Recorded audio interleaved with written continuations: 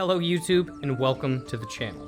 Mr. WIKI here, bringing you an in-depth overview of all of the metals and alloys within a Township tale. Starting with the most basic things and working our way into more detailed aspects such as the properties of each as well as the different ways there are to go about producing each alloy. So buckle up, get notes out, and do keep in mind that everything said here will be coming straight from the wiki, which I will leave linked below for the reference so you'll always have it to go back to. We are also still hosting our facial interface giveaway in the Discord, also linked down below, so don't miss out on that while you're at it. Don't forget to hit the like button because it really goes further than some of you might think, and of course, if you're not already, get subscribed so you do not miss out on any virtual reality content like this and much more. Now let's dive into the nitty-gritty of the metallic world of a Township tale.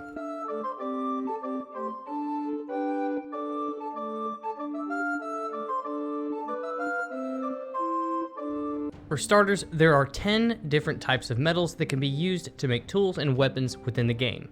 And oh yeah, don't forget that sweet currency, since using 3 gold ores to make a bar will allow you to take that 1 bar to the second floor of Town Hall and press that into 5 coins. Of course, each of these metals have their own characteristics that determine how it performs once it has been forged, which there are varying degrees of difficulties involved with smithing each type of metal, if you can imagine. The top row of this picture here shows you in order copper, iron, gold, silver, and mithril. These are the basic metals that come in pure form, which require no combining of other metals in order to produce items or weapons.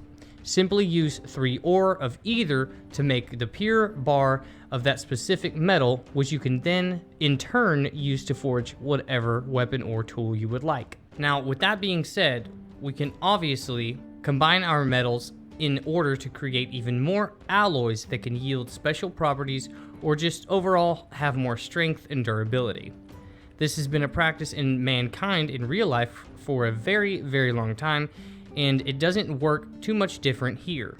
Now, as far as a Township tale goes, however, in the picture again displayed, we have on the bottom row in order palladium, red iron, electrum, viridium, and lastly, Valium, each with their own properties and methods in which to create them, whether it be from ore form or ingot form.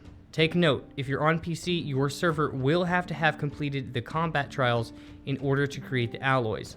This will be coming to Quest before you know it, so definitely take note that the first trial will allow for iron alloys, second unlocks silver alloys, and finally the third will allow for mithril alloy mixtures such as Valium. Moving on to the different methods of creating these alloys. For example of how you can produce an alloyed ingot from different methods, including using only ingot versus using only ore to produce the bar, we will look at red iron. Here you can see that you can use 4 copper ore and 3 iron ore in order to produce 1 single bar of red iron.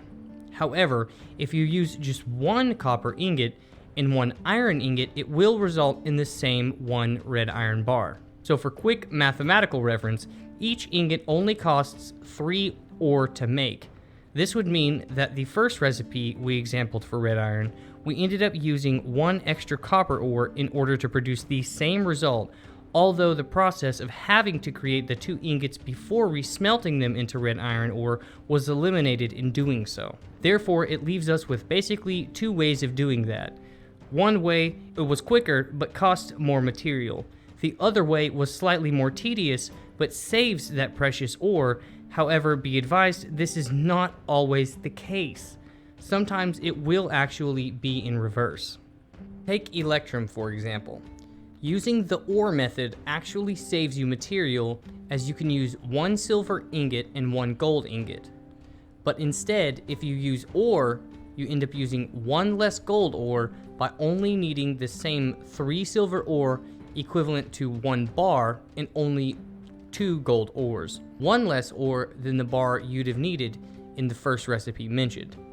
So again, it's really imperative that you are referencing to these charts in the wiki when you need a refresher, because otherwise you will not be able to be sure that you're doing things the most effective way every time. Make sure to review each alloy in these charts as I'm going to go ahead and hope that you've gotten the basic gist of what's going on here so we don't have to dive into every alloy's combinations, because we are now going to move on to the damage characteristics. Right before we do, I just want to thank the sponsors of this video who signed up using that join button down below, dedicating their monthly support to the channel.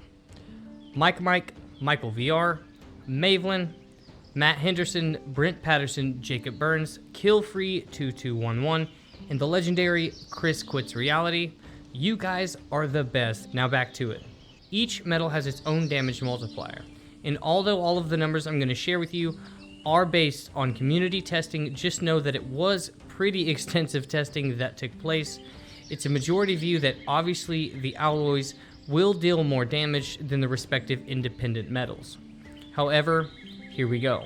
As you can see, these damages range all the way from gold being at 18.2%, making it the softest metal, which is why a lot of people will use it for hammers, and why you should as well, all the way to Valiant at 100%.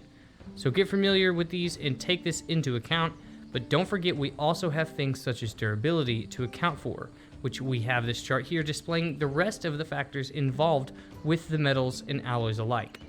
As you can see, to note here, we have the heating column. This will show you just how long it will take to heat up that metal in order to begin working on those edges on the anvil. From copper taking just a mere 4 seconds, all the way to a whopping 1 minute 40 seconds for Valiant. That's not even including hammering it out. Oof. Also, with these, we can see that hardness tier along with the weight, so note those because the small things can impact your gameplay. For instance, I wouldn't go around literally everything you have made out of Valiant, or you'll just be trying to keep up everywhere you go, because you take all that metal into account in addition to the necessary items you will be keeping on your person, and yeah, you're not going anywhere anytime soon. Fun fact, all of the materials and alloys in the game were in fact named by the community, and do not share the same asset names in the game files. Steel and bronze also exist as assets, but aren't yet smeltable, as some ores aren't in the game yet, such as tin. I really hope you enjoyed this detailed breakdown of every metal and alloy within a Township tale.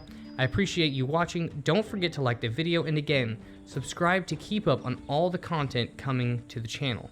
Thanks, God bless, and we will see you on the next one.